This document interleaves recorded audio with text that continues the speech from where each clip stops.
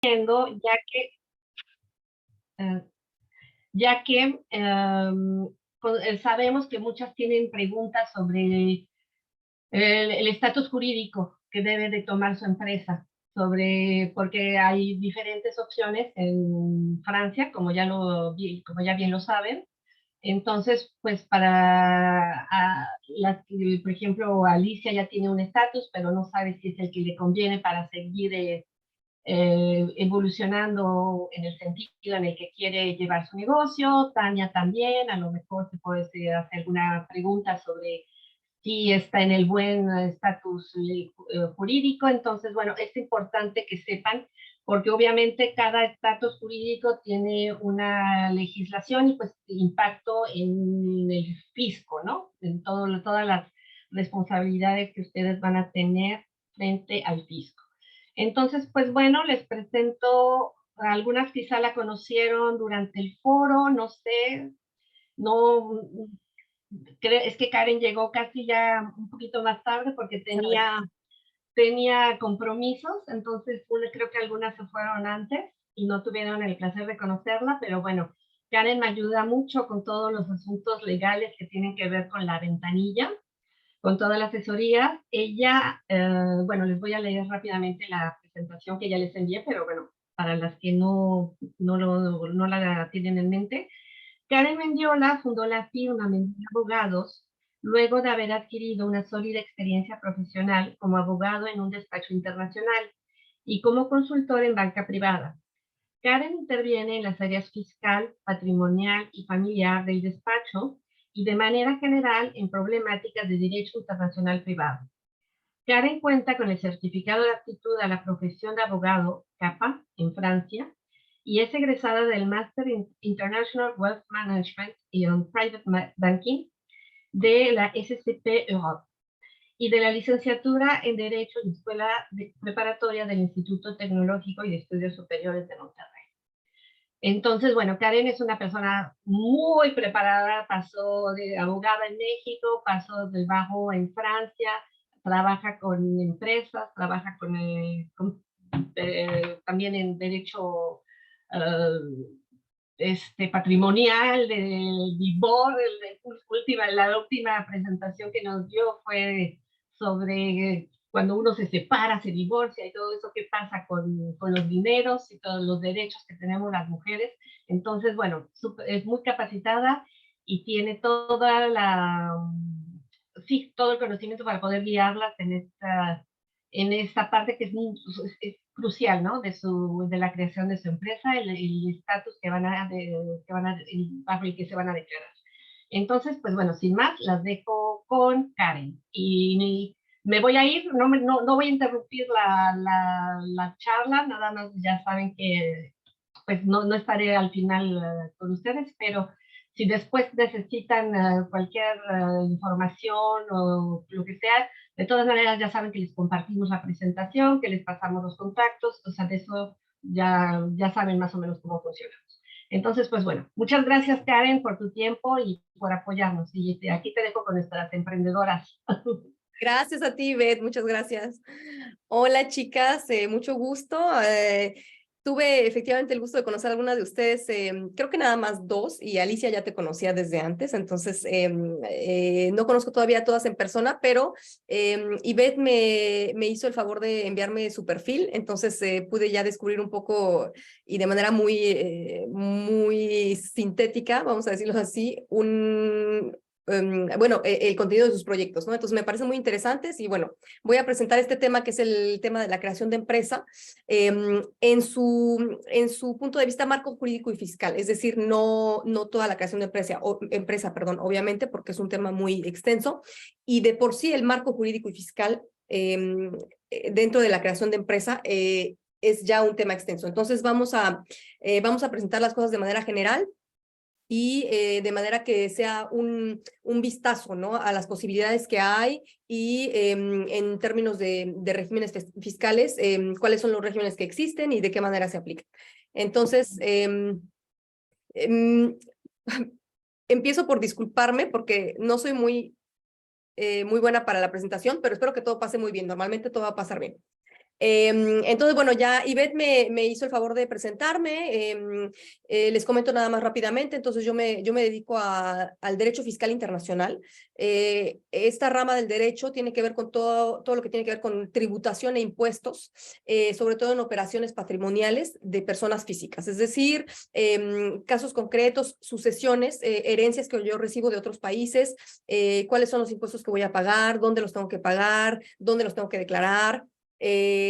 Ingresos que recibo también en otros países o que recibo de aquí y que mando a otros países, todas las operaciones transnacionales y también locales en Francia que tengan que ver con impuestos. Esa es mi rama principal, pero como les comentó Ivette, también me dedico a derecho de la familia y del patrimonio, es decir, divorcio internacional, planificación de sucesión, estructuración patrimonial y finalmente en mi despacho también nos dedicamos al derecho de extranjeros o derecho de inmigración. Y bueno, esas son las principales temáticas de mi despacho. Y entramos en el tema. Pero antes de entrar realmente en materia, les voy a comentar en qué ramo nos vamos a situar, porque yo sé que muchas de ustedes deben estar en fases más o menos avanzadas de la creación de empresa. Entonces, simplemente para situarnos de lo que vamos a estar hablando, dentro del proceso de creación. Entonces, en un proceso de creación, partimos de una idea, está el estudio de mercado que vamos a realizar, vamos a ver de qué manera vamos a proteger la idea que acabamos de tener, enseguida vamos a hacer un estudio técnico, cuál es la reglamentación aplicable a la actividad que voy a ejercer, si voy a vender alcohol, por ejemplo, tal vez necesito una licencia, si voy a ejercer una profesión como médico o dentista, tal vez necesito diplomas, etcétera. Entonces, es el estudio técnico. Después viene un estudio financiero, es decir, de dónde voy a sacar el dinero para lanzar la actividad que estoy planeando. Voy a pedir a un banco, lo voy a sacar de mis ahorros, voy a llamar a Business Angels, etcétera.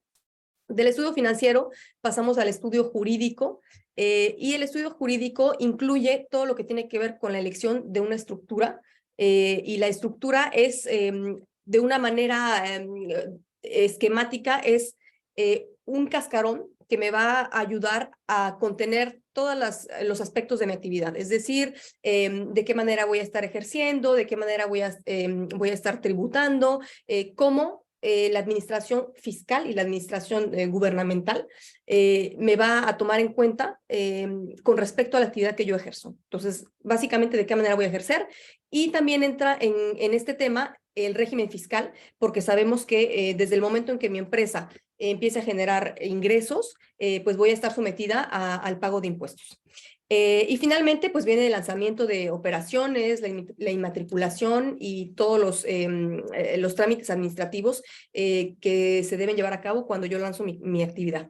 Entonces, dentro de este proceso, que realmente está en muy pocas palabras, nosotros vamos a estar hablando el día de hoy única y exclusivamente del estudio jurídico, es decir, la forma jurídica o la estructura jurídica en la que yo voy a configurar mi actividad y del régimen fiscal al que me voy a someter.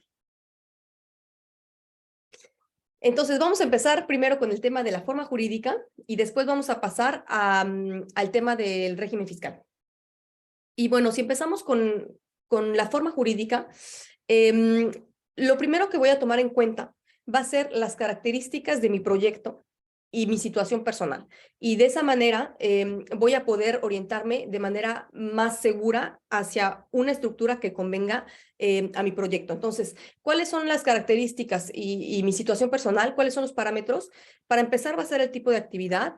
Y en este sentido, como les comenté, vi el tipo de proyectos que tienen todas ustedes y de verdad que son proyectos muy diversos y variados. Entonces, el tipo de actividad que ustedes van a tener tiene mucho que ver con la estructura que se va a elegir y no solamente el tipo, sino también la magnitud o el desarrollo que ustedes tienen en mente para su proyecto a corto, mediano y largo plazo. Entonces, ¿qué tipo de actividad voy a llevar a cabo? Ya lo dije, si es una actividad reglamentada como abogado, médico, no voy a hacer la misma estructura que si voy a hacer una actividad comercial, etcétera. Entonces, el tipo, la importancia de la inversión que se va a necesitar, es decir, no es lo mismo si yo me voy a lanzar como arquitecto en freelance, donde lo único que necesito es una oficina que tal vez puedo llevar a cabo en mi casa y pues necesito mi persona para dar el consejo directamente al cliente, que sí me lanzo en la creación de un restaurante donde necesito inversión en tal vez en aparatos, en un local, en personal, etcétera. Entonces, ¿cuál es la importancia de la inversión? También entra en cuenta. Mi régimen matrimonial es un parámetro a tomar en cuenta y potencialmente a adaptar en función de mi proyecto.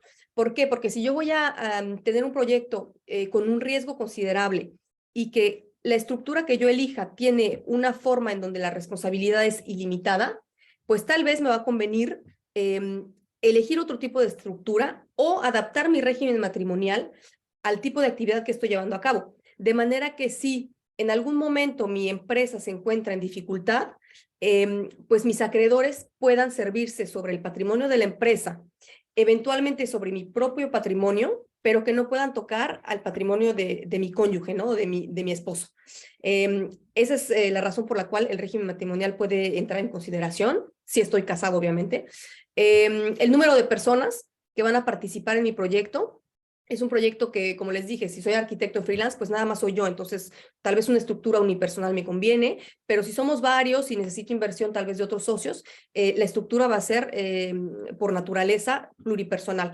El grado de responsabilidad que yo necesito o deseo tener en la empresa, así como el modo de gestión, es decir, quiero yo ser la que gestione todo, quiero tener la última palabra, quiero tener el poder de decisión en la actividad de mi empresa, o quiero que sea una sociedad propiamente dicha y que seamos varios que intervengamos en la vida de la sociedad.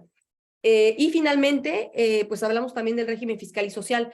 Y en general no vamos a escoger una forma social de acuerdo al régimen fiscal, sino que vamos a más bien tomar en cuenta los otros parámetros y después ver si el régimen fiscal de la empresa que yo estoy eligiendo o que me conviene más para mi proyecto tiene uno u otro régimen fiscal que me sean más convenientes. Y eso lo vamos a ver más adelante.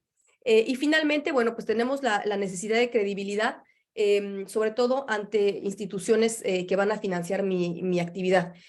Por ejemplo, si yo voy a tener una actividad que tiene una posibilidad de desarrollo muy grande, tal vez no me voy a constituir por medio de una empresa individual, porque las instituciones que me puedan hacer un préstamo, que puedan financiarme, pues no van a estar, vamos a decir, no van a ser muy receptivas al hecho de que yo esté solo y que no tenga una sociedad donde haya más personas, donde haya más, pues, la inversión de no solamente mía, pero de otros socios, ¿no? Entonces, eso en cuanto a la necesidad de credibilidad para la elección de la forma jurídica. Entonces, bueno, una vez que ya analizamos cuáles son las características de mi proyecto y de mi situación personal, me voy a preguntar qué estructura voy a elegir. Y entonces, bueno, en materia de formas jurídicas de sociedades mercantiles, existen muchas. Existen sociedades que son específicas para actividades de la agricultura, sociedades específicas a actividad de abogados, a instituciones médicas, etcétera. Pero el día de hoy vamos a estar presentando únicamente las más comunes y que corresponden a actividades comerciales y no comerciales, que en general engloba la mayoría de actividades que podemos prestar. Y de hecho, si no me equivoco, si retomo las actividades o los proyectos de cada una de ustedes, pues entran completamente en este tipo de estructura, porque no vi, salvo error de mi parte, no vi actividades que necesiten un régimen muy específico, como les comentaba, ¿no? De cooperativa o agricultura, etcétera.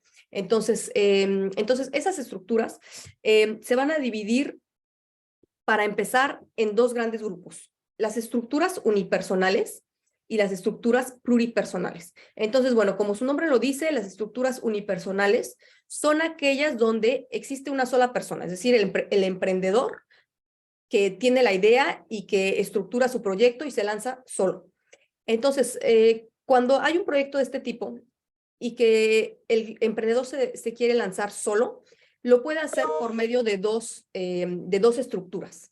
Lo puede hacer por medio de una empresa individual, lo cual es, digamos, de alguna manera, la forma más simple de iniciar una actividad empresarial, ya sea comercial, no comercial, reglamentada, etcétera. Es la forma más simple de iniciar una actividad como empresario único. Esta empresa individual es ejercida por la persona física de manera directa, sin ninguna estructura propiamente dicha. Es decir, que el individuo va a hacer su comercio o va a prestar sus servicios tal como lo haya planeado, solo y sin ninguna estructura que esté de por medio. Entonces, en la empresa individual, anteriormente existían, y cuando digo anteriormente es muy reciente, hasta el 2022 existían 2 subdivisiones de la empresa individual. ¿Por qué consideré importante dejarlo aquí con un tache? Porque es muy probable que ustedes, dentro del ejercicio de su actividad o cuando estén tratando con otras estructuras sociales, se encuentren con empresas que estaban estructuradas todavía a la manera que existía antes del 2023, es decir, la empresa individual a responsabilidad limitada y la empresa individual clásica. Esas 2 empresas aún existen porque existen aún empresas que se constituyeron como tal y que siguen sus actividades comerciales o empresariales, pero desde el mayo del 2022 ya no existen. Es decir, que si ustedes tienen un proyecto y que aún no se han constituido, ya no pueden usar ese tipo de estructuras, sino que ya van a estar automáticamente como una empresa individual de régimen único. Entonces, si resumimos lo que acabo de decir, un empresario puede lanzarse, si se quiere lanzar de manera individual, como empresa individual bajo un régimen único o como una sociedad. Ahora, ¿por qué un empresario único se puede lanzar como sociedad? Es un término un poco contradictorio porque sabemos que una sociedad por naturaleza es un conjunto de 2 o más personas. Sin embargo, en este caso opera un tipo de ficción en el que una sola persona va a poder crear una sociedad donde el socio va a ser solamente el emprendedor, es decir, va a ser una sociedad a socio único. Y los tipos de sociedades que puede crear una sola persona es una empresa de responsabilidad limitada o una sociedad por acciones simplificada. Más adelante vamos a ver las principales características de estas empresas, pero de una manera general, estas son las empresas que puede crear una persona cuando se lanza sola. Por otro lado, tenemos las sociedades pluripersonales. Y en este caso, tenemos que 2 o más personas pueden crear una sociedad, que son las sociedades realmente que todos conocemos. La SARL, que corresponde en realidad a la empresa de responsabilidad limitada con socio único. No sé si me explico. Esta empresa, ¿ven mi láser? Sí, ¿Chicas?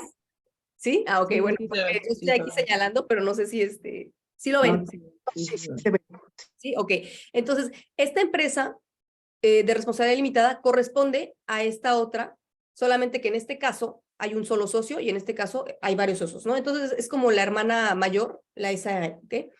Y el segundo tipo de sociedad va a ser la SAS, que una vez más corresponde a esta sociedad, a socio único que es SASU, ¿no? Entonces, EURL corresponde a SARL y la SASU corresponde a la SAS, ¿no? En un caso hay un socio, en otro caso hay varios socios. Entonces, estas 2 son las más frecuentes sociedades que vamos a encontrar en Francia porque realmente corresponden a todo tipo de proyecto, salvo casos muy particulares. Y enseguida, bueno, tenemos la sociedad de nombre colectivo y la sociedad anónima, bajo la cual están constituidas grandes empresas que son pues empresas transnacionales en general por la razón de que las formalidades de una ESA son mucho más importantes. Entonces, bueno, vamos a ver las principales características de las sociedades que les acabo de mencionar, que son las más frecuentes, es decir, las sociedades la empresa individual, perdón, la sociedad unipersonal y la sociedad pluripersonal. Disculpa, tengo una pregunta. Las Sí. preguntas se hacen al final de la presentación. Sí, bueno, no sé si todavía está Ivette, pero me parece que siempre hacemos las preguntas hasta el final. Ah, bueno, va. Está bien. Gracias. Ok. Bueno, entonces retomando lo que les comentaba, vamos a empezar por las empresas a socio único. ¿Ok? Entonces tenemos que un socio único, como ya lo comentábamos, se puede constituir en régimen único de empresa individual. ¿Qué quiere decir? Que el empresario, persona física, lanza su actividad sin persona moral, es decir, de su propio, de manera directa, y existe una protección patrimonial que no existía anteriormente porque ya dijimos que antes existía un modelo que era responsabilidad limitada y responsabilidad ilimitada. Hoy en día, lo repito, el único tipo de empresa individual que existe es a responsabilidad limitada. ¿Qué implica esto? Que la persona que se lanza en empresa individual, por ende, va a tener una protección de su patrimonio mucho más importante que lo que existía hace algunos años. Entonces, bueno, este nuevo régimen se va a aplicar a todas las empresas que se constituyan desde mayo. Toda la persona física que ejerza en nombre propio una actividad profesional comercial, no comercial, artesanal, industrial, etcétera, va a estar sometida a este régimen. Este régimen no requiere formalidad, es decir, que se aplica automáticamente y opera la distinción del patrimonio de la empresa y del patrimonio del emprendedor. Es lo que les comentaba con respecto a la protección patrimonial. Si en algún momento el emprendedor se encuentra en dificultad y que tiene acreedores que vienen a buscar su patrimonio para cobrar sus deudas, el patrimonio del emprendedor va a estar protegido automáticamente sin tener que realizar formalidades como era el caso de antes, ¿no? Que tenía que hacer una declaración ante el notario, etcétera, etcétera. Entonces, este es un cambio importante que opera desde el 2022. ¿Cuáles son las ventajas? Bueno, pues la protección de la que acabamos de hablar. En este tipo de empresa, el empresario tiene acceso a regímenes de favor o regímenes favorables, que son la microempresa y el autoemprendedor. Más adelante vamos a ver en qué consisten. No hay necesidad para un empresario individual de redactar estatutos ni de aportar un capital, porque obviamente el emprendedor no está creando una persona moral, se está lanzando, como lo dijimos, en nombre propio. Los trámites son simplificados y de hecho es la manera, como les comentaba, más fácil de establecer su actividad y de empezar las operaciones. No tiene ningún costo y pues dentro de las formalidades que se llevan a cabo en la vida de la empresa, no es necesario presentar asambleas generales, establecer procesos verbales, presentar sus cuentas anuales. Las obligaciones contables de un empresario individual que se lanza bajo esta forma son muy limitadas en realidad. Solamente tiene que tener un libro de recetas que contengan sus gastos y sus entradas, y eso es más que suficiente. Entonces, una de las principales ventajas. Enseguida, siguiendo con las empresas que se lanzan con una sola persona, es decir, unipersonales, vamos a ver la empresa unipersonal de responsabilidad limitada, EURL, y en este caso tenemos que el empresario se constituye, pero ya no en nombre propio, sino va a crear una persona moral. Y desde el momento en que crea una persona moral, va a existir la distinción entre su patrimonio y el patrimonio de la persona moral que acaba de crear, que es una persona distinta, con personalidad jurídica y personalidad moral distinta. Entonces, aquí tenemos la misma distinción del patrimonio porque existe una sociedad. Entonces, bueno, cuando se crea una empresa de este tipo, tenemos que se va a crear una persona moral propiamente dicha con todo lo que implica. Es decir, que el empresario va a tener que proceder a la redacción de estatutos de la sociedad, va a tener que darle una razón social o un nombre a su empresa, tiene que establecerse un domicilio y tiene que aportar un capital social para la persona moral que está creando. La responsabilidad es limitada al capital social.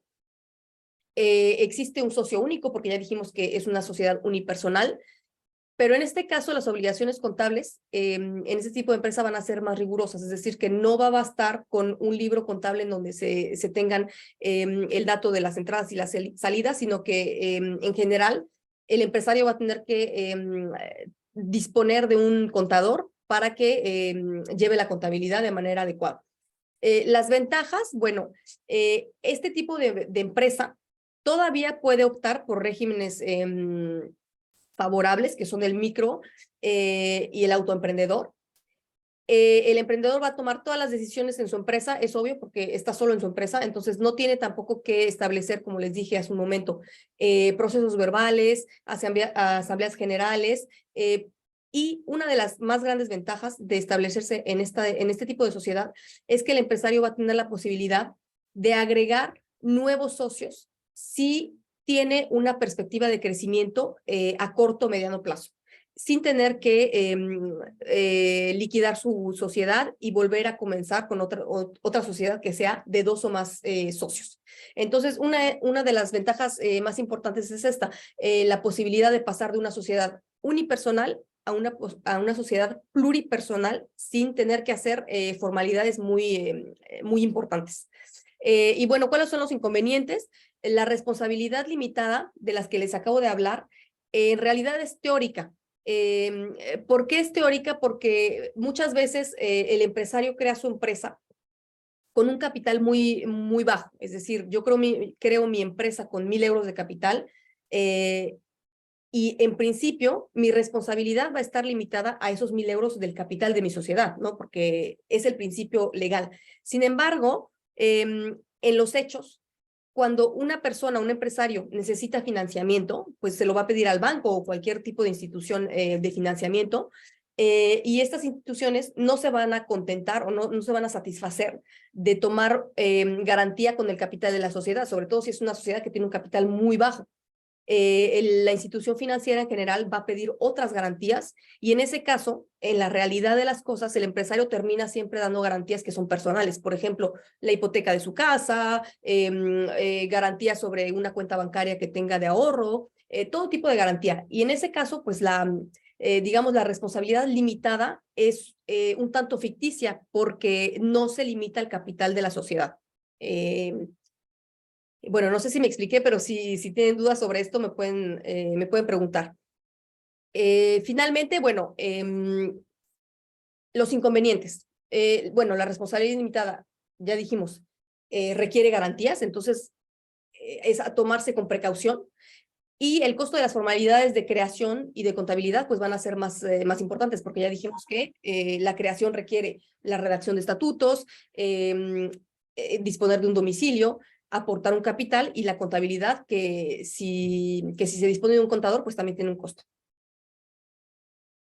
Seguimos con las sociedades unipersonales y pasamos a la sociedad por acciones simplificada unipersonal, que es la SASU. Mismas características en cuanto a la creación de una persona moral. Se trata de un empresario que crea una persona moral, y en ese momento existe una distinción patrimonial. Implica igualmente la redacción de estatutos, pero en este caso, en el caso de una sociedad por acciones simplificada, la redacción de estatutos de la sociedad va a tener una gran flexibilidad. ¿Por qué? Porque el empresario va a ser capaz, contrariamente a la sociedad que acabamos de ver hace un momento, que es la EURL, en una SASU, el empresario va a poder determinar la manera en la que quiere que funcione su empresa. Y vamos a ver un poquito más en detalle las características de las decisiones que puede tomar o del modo de funcionamiento que puede elegir. Pero bueno, es un punto bastante interesante en este tipo de sociedad. Igualmente se necesita contar con una razón social, con domicilio, aportar un capital, puesto que se trata de una persona moral. La responsabilidad va a ser limitada con, bueno, con la característica que les mencioné sobre la ficción de la responsabilidad limitada.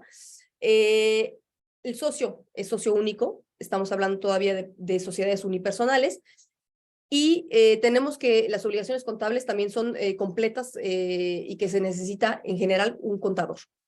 Las ventajas, bueno, esta es la única forma jurídica que va a permitirle al emprendedor que se lanza solo de beneficiarse del régimen general del Seguro Social.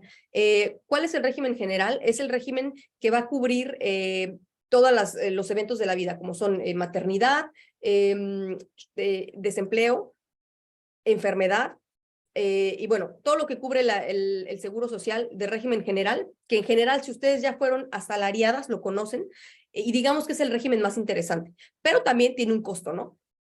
Entonces, este tipo de sociedad es la única forma que permite que se pueda beneficiar de este régimen general. Bueno, como les comentaba hace un momento, el Código de Comercio tiene muy pocas disposiciones sobre el funcionamiento de una SASU. ¿Qué quiere decir? Que como el código dispone de muy pocas reglas, es el emprendedor que va a fijar sus propias reglas de cómo quiere funcionar. Bueno, esta empresa también cuenta con la gran ventaja de que el empresario puede optar por pagar el impuesto de personas físicas durante un periodo de 5 años. Después de ese periodo ya debe más bien pagar el impuesto sobre las sociedades.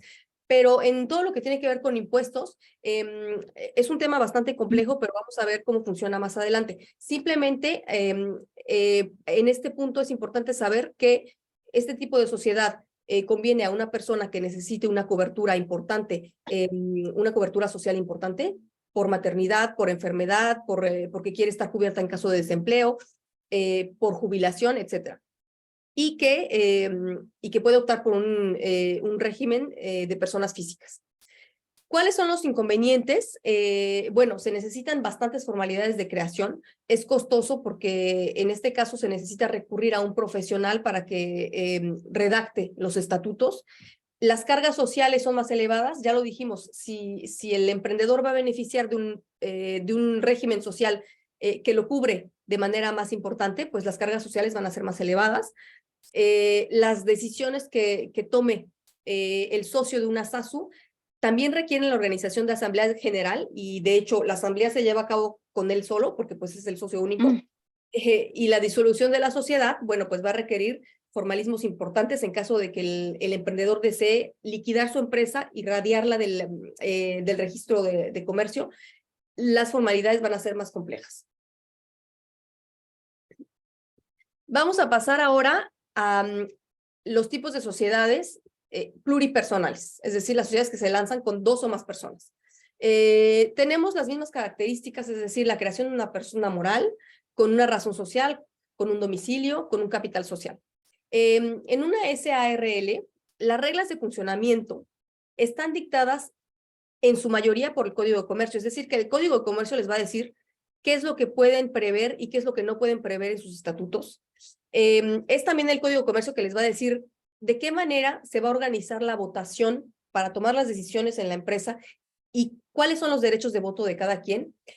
Y en este caso, en una sociedad de este tipo, el voto siempre va a ser proporcional a la titularidad de partes. Es decir, que si yo soy socio de mi SARL y que tengo 20% de las partes sociales, mi voto va a valer a 20%, es decir, que si hay un socio mayoritario que tiene 60, bueno, pues mi voto ya no valió. Bueno, a menos que el voto sea en el mismo sentido, ¿no? Que el socio mayoritario. Les va a dictar también, una vez más, el Código de Comercio va a dictar de qué manera se van a llevar a cabo las asambleas generales, cuáles van a ser los plazos, cuál va a ser la frecuencia, de qué manera se van a nominar los gerentes y de qué manera se van a revocar, por qué razones se pueden revocar, etcétera. Entonces, casi todos los aspectos del funcionamiento y de la vida de una sociedad van a estar incluidos en el código. Es decir, que ya está escrito y no lo tiene nadie que redactar. Existe una distinción del patrimonio profesional y personal. Una vez más, estamos hablando de una persona moral.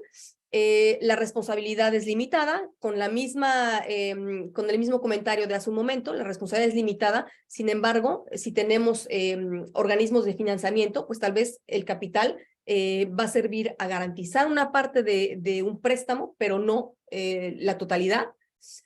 Existen 2 socios mínimo, máximo 100. No hay un capital mínimo. Yo puedo crear una sociedad con un capital de €1. Y bueno, las obligaciones contables son rigurosas.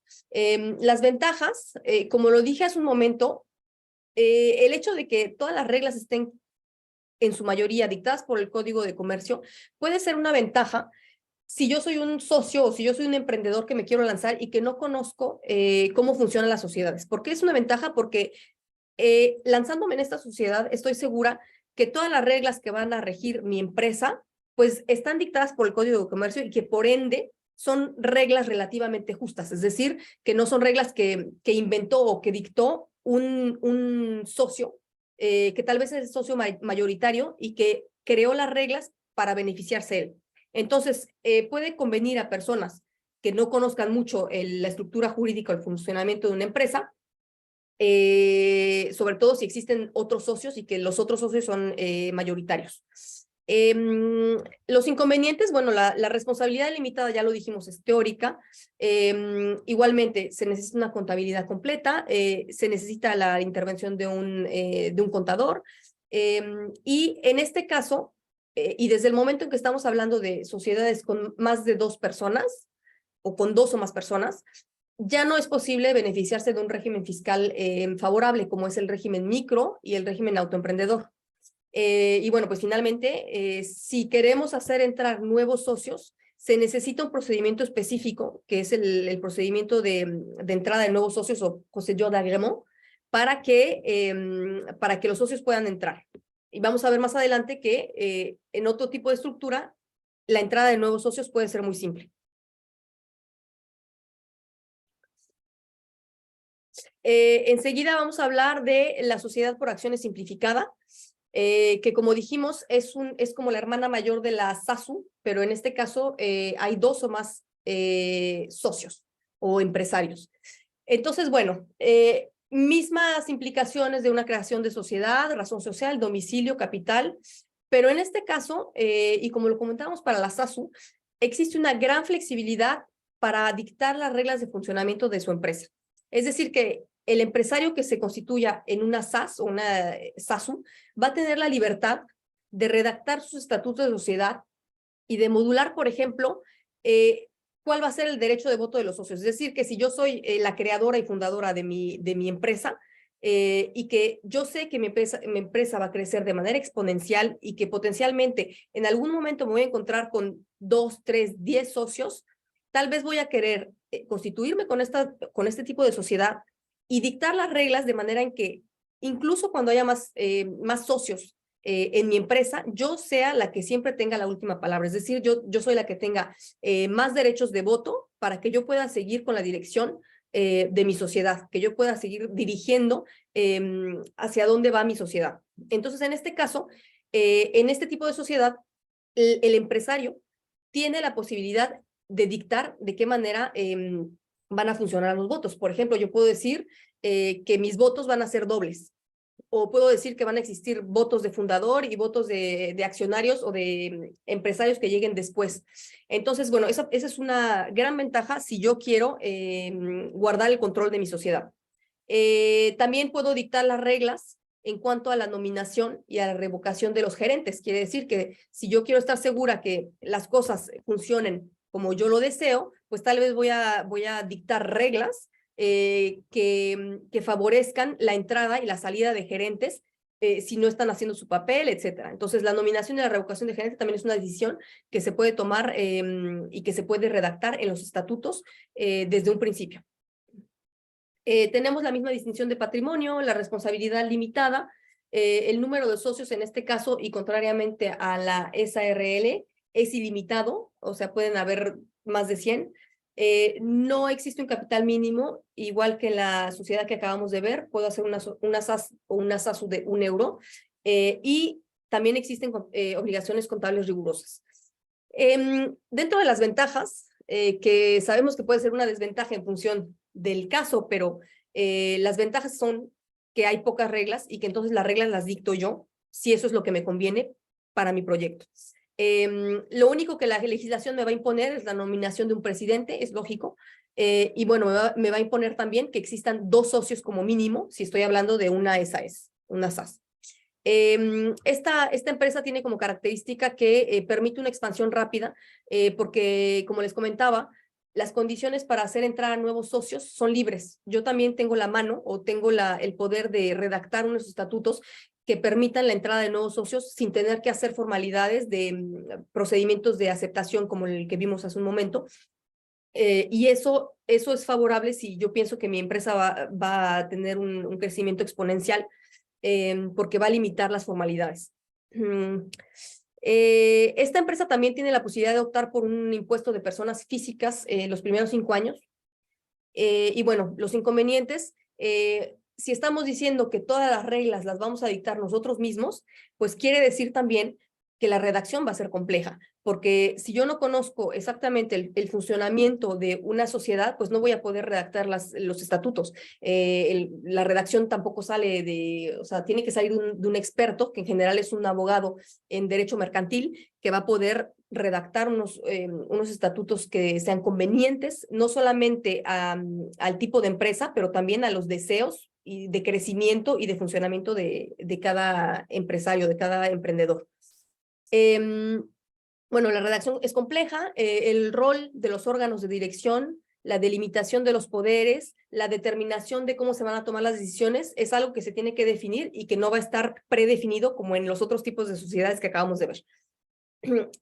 Puede haber dificultades de interpretación, ese es un inconveniente. Si yo me constituyo en SAS o en SASU y que bajé mis estatutos de Internet, puede que no hayan estado redactados de la manera correcta y que entonces en algún momento existan dificultades de interpretación o dificultades de aplicación de las cláusulas, etc. Entonces, eso representa un costo, es decir, que si yo necesito de un abogado, de un contador para que me lleve la contabilidad, para la redacción de estatutos, etcétera, pues todo eso representa un costo y las formalidades para la creación son importantes.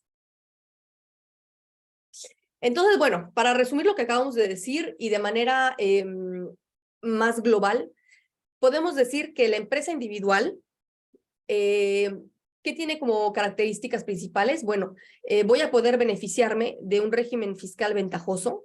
Sin embargo, si yo opto por un régimen fiscal ventajoso, necesariamente quiere decir que no voy a tener un ingreso muy importante, porque los regímenes fiscales ventajosos son accesibles únicamente con una condición de ingresos máximos. Es decir, vamos a ver más adelante las cifras, pero si yo estoy beneficiándome de este tipo de regímenes fiscales, pues quiere decir que mi ingreso no va a ser, pues no va a ser muy elevado. La responsabilidad limitada, ahora todos los emprendedores individuales tienen acceso a una responsabilidad limitada, como no era el caso hasta el 2022, y si yo me lanzo como emprendedor individual, necesariamente voy a estar sometido al régimen de los trabajadores independientes en cuanto a la seguridad social. Es un régimen que no es muy interesante porque no cubre de la misma manera que cubre el régimen general, que como les comentaba, si algunas de ustedes ya fueron asalariadas, conocen cómo funciona el seguro social, todo lo que tiene que ver con congé maternité, chômage, etcétera. Pues todo eso no van a tener la misma cobertura y corre a cargo, pues obviamente del empresario, ¿no? Les puse un ejemplo de clientes que tengo con esas estructuras. Es una estructura que está adaptada a proyectos simples que no tienen mucho riesgo o donde el empresario puede manejar su actividad de manera independiente. Muchas veces tiene que ver con la capacidad o la cualidad del empresario. Por ejemplo, les comentaba, tengo un arquitecto que es empresario individual, él no necesita a nadie más, la capacidad de dar consejo en arquitectura, pues la tiene él, entonces él solo maneja su actividad y es un empresario individual. Tengo también a una escort girl, que es el ejemplo, digamos, por excelencia de la actividad que realiza una persona con sus propias cualidades y que no necesita de nadie más para llevar a cabo su empresa. Entonces, eso por el lado de empresas individuales. Después, si pasamos a las empresas de tipo EURL o SARL, que ya dijimos que son la misma estructura, pero en un caso unipersonal y en el otro pluripersonal, tenemos que este tipo de estructuras tienen un funcionamiento que está determinado en su mayoría por el Código de Comercio. Ya todo está dicho, no hay gran cosa que agregar. El voto va a ser proporcional a la titularidad de partes. Esto es importante porque pues sabemos que entonces mi poder de decisión en mi empresa va a ser proporcional a las partes que yo tenga en esta sociedad.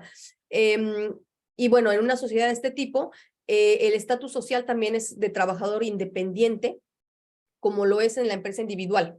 Entonces, mismas características, es un régimen que es relativamente menos interesante y que corre también a cargo del emprendedor. Este tipo de estructura, perdón, es adaptable a todo proyecto. Existen obviamente reglas estrictas y obligaciones contables, pero bueno, eso es el caso tanto en el tipo de EURL, SARL, como en la SASU o la SAS. Entonces, las obligaciones contables en realidad van a venir en los dos tipos de sociedades. Y bueno, como ejemplo, tengo clientes que se dedican a la remodelación y venta de autos de colección, y tengo una persona que tiene un restaurante, ambos bajo la forma de SARL. Pero en realidad es una estructura, y yo creo que tal vez se han dado cuenta cuando están tratando con una empresa y que checan cuál es la forma jurídica de la empresa, muchas veces es una SARL porque corresponde realmente a todo tipo de producto, de proyecto, perdón. Finalmente, sobre la SASU o la SAS, podemos decir que el funcionamiento está mayoritariamente determinado por los socios o por el socio único, si es una SASU, perdón. El voto puede ser modulable, y esto es importante porque quiere decir que yo puedo, en el caso de que esté previendo expandir mi actividad y un crecimiento importante, pues yo puedo decidir de guardar el control sobre mi sociedad para yo seguir teniendo las decisiones de para dónde va mi empresa. Y finalmente, en una empresa de este tipo, el emprendedor puede elegir de tener el estatus de trabajador asimilado a asalariado. Entonces puede elegir de tener la misma cobertura que una persona que es asalariada, pero obviamente la contraparte es que va a tener que pagar las cargas sociales que corresponden a este tipo de régimen. Esta estructura conviene para proyectos que necesitan inversionistas externos y que tienen perspectivas de desarrollo importante. Ya lo dijimos, una persona que se lanza en una SASU tiene que hacer de entrada una inversión mucho más importante, ya para empezar en la creación, ¿no? En las formalidades de creación, en la redacción de los estatutos. Es muy probable que se necesite un abogado, un contador es necesario. Entonces, toda esta inversión quiere decir que se está haciendo con el objetivo de que sea una empresa que se desarrolle y tal vez exponencialmente. También es una estructura, como ya lo dijimos, que permite la entrada mucho más fácil de nuevos socios, y entonces es una estructura que se constituye cuando se tiene en mente un crecimiento. Como ejemplos, tengo clientes que tienen un estudio de yoga, y tengo un cliente que vende e instala paneles solares. Entonces, bueno, realmente esto es a título de ejemplo, porque en realidad un estudio de yoga o unos paneles solares o cualquier tipo de actividad se hubiera podido constituir también como una EURL. Como les decía, la importancia en este caso para orientar la elección es realmente saber cuál es también la perspectiva de crecimiento de la empresa, para que en ese caso yo prevea no solamente mi actividad al día de hoy, pero también cómo la veo en 1 año, en 2 años, y si la estructura que yo estoy eligiendo el día de hoy va a corresponder a mi actividad dentro de 5 años. Si en 5 años yo sé que va a haber mucha gente colaborando conmigo, voy a tener socios, voy a tener inversiones importantes, pues no me voy a constituir en emprendedor individual, y tal vez tampoco en EURL o SARL, porque tal vez les va a quedar chica la estructura muy rápido. En cambio, si es un proyecto que es un poquito más pequeño, que yo solo soy autosuficiente para realizar mi actividad, pues no necesito una estructura tan compleja. Y bueno, aquí es una tabla que les hice para sintetizar. No la voy a leer porque es lo que acabo de decir, pero simplemente para hacer una comparación si en algún momento necesitan. Bueno, entonces terminamos ahora el tema de la estructura jurídica de las empresas. Vimos las empresas más comunes y que pueden corresponder a todo tipo de actividad, salvo muy raras excepciones. Vamos a pasar ahora al tema del régimen fiscal del emprendedor. Y el tema del régimen fiscal es un tema muy complejo. Digo, habemos abogados que tratamos el tema fiscal y nada más, o sea que es un tema complejo y que puede ser muy extenso. Entonces vamos a ver realmente las generalidades, de manera que ustedes puedan tener una idea de cuál va a ser su régimen de una manera muy global. Entonces, ¿de qué estamos hablando cuando hablamos de un régimen fiscal? El régimen fiscal va a ser el conjunto de reglas que van a definir de qué manera yo voy a calcular el impuesto que voy a deber y y cuáles van a ser las obligaciones a las que yo voy a estar sometido por el ejercicio de la actividad que yo esté ejerciendo, de acuerdo a mi régimen. Entonces, ¿cuánto voy a pagar? ¿De qué manera lo voy a calcular? ¿Y qué es lo que tengo que declarar? Eso es a lo que se refiere de manera general el régimen fiscal. El régimen social se refiere, como ya lo comenté hace un momento, se refiere al organismo que me va a proveer a mí, como trabajador o como empresario individual, todas las medidas que van a asegurar los eventos de la vida: enfermedad, incapacidad, maternidad, defunción, retiro o jubilación. ¿De qué tipo de actividad estamos hablando cuando estoy hablando del régimen fiscal?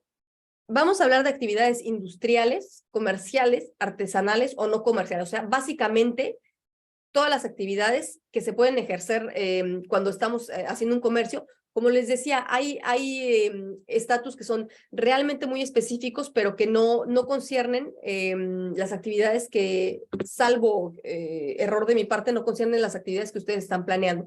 Porque en general vi casi actividades comerciales, fabricación, bueno, tal vez industriales, artesanal me parece que no, pero prestación de servicios tampoco. Así tal vez gastronomía, bueno, pero todo entra en lo que es comercial, artesanal o no comercial. Entonces, estoy hablando de estas actividades. ¿Y de qué impuestos voy a estar hablando? Voy a hablar sobre el impuesto que voy a deber por concepto del beneficio que va a crear mi empresa. Es decir, mi empresa va a tener una actividad, voy a vender un producto, voy a ofrecer un servicio, voy a ganar dinero con esa actividad, y el impuesto del que estoy hablando es el impuesto que se le va a aplicar a este beneficio que yo saqué de mi empresa. Entonces, bueno, para situarnos en el impuesto preciso del que estamos hablando, entonces, ¿qué es lo que podemos decir para empezar a entender cómo funciona el régimen fiscal de un empresario? Para empezar, vamos a hacer dos grandes distinciones. Tenemos el régimen fiscal de una empresa individual, persona física, y tenemos el régimen fiscal de una sociedad, es decir, una sociedad, pero aquí estoy hablando de dos o más personas. Lo vamos a entender más adelante, pero para empezar podemos decir que la empresa individual es una persona física que ejerce su actividad, que obtiene un beneficio y que por ese beneficio está sometida al impuesto sobre la renta. ¿Cuál es el impuesto? Yo me imagino que todas ustedes conocen el impuesto sobre la renta, porque tal vez todas son residente fiscal francés y que pagan sus impuestos cada año. El impuesto sobre la renta del que estoy hablando es el mismo que probablemente ustedes ya pagan por concepto de sus otros ingresos. Si ustedes son asalariadas, si ustedes viven de rentas de bienes inmuebles o si obtienen ingresos financieros, por todos esos ingresos van a pagar el impuesto sobre la renta. Este tipo de empresa individual va a estar sometida al impuesto de la renta, sobre la renta, que ustedes ya conocen. Entonces, si yo soy un empresario, persona física, que se lanza como empresa individual, voy a estar sometido al impuesto sobre la renta de personas físicas. En ese impuesto sobre la renta voy a tener la opción de tener un régimen micro, que es un régimen favorable, o un régimen real. Vamos a ver de qué se trata, pero en esta etapa vamos a simplemente integrar que si yo soy una empresa individual, voy a pagar el impuesto de las personas físicas. Y si yo soy una sociedad, es decir, si yo me constituí como sociedad de dos o más personas, el principio es que yo voy a pagar el impuesto sobre las sociedades. Y no lo voy a pagar de manera personal, como en este caso, el caso individual, sino que va a ser mi sociedad, ella misma, que va a pagar el impuesto. Es decir, mi sociedad va a percibir su ingreso como una persona distinta de mi persona, porque es una persona moral con personalidad jurídica diferente, y los ingresos que perciba la sociedad van a ser sujetos a un impuesto que mi sociedad va a pagar. Es decir, que yo no voy a tener ahí nada que ver. Mi sociedad declara y paga sus impuestos de manera distinta. Esto es a lo que, bueno, tal vez hayan escuchado, esto es lo que se llama opacidad fiscal, el tema de las sociedades. Y en el caso de las empresas individuales se le llama transparencia fiscal. Es importante tener la imagen clara porque en un régimen transparente no existe ninguna digamos, capa o barrera entre lo que yo gano y lo que gana mi empresa. Es decir, que todo va transparente. Yo voy a ganar un ingreso, voy a pagar yo misma el impuesto de mi empresa. En una sociedad existe la persona de mi empresa, la persona moral de mi empresa, que se va a topar entre mi persona y el impuesto. Es decir, que va a ser un concepto opaco. Mi sociedad va a ganar un ingreso, mi sociedad va a pagar el impuesto y yo estoy en un nivel más arriba. Es decir, que no voy a ser yo el que va a pagar el impuesto por concepto de los beneficios de mi sociedad.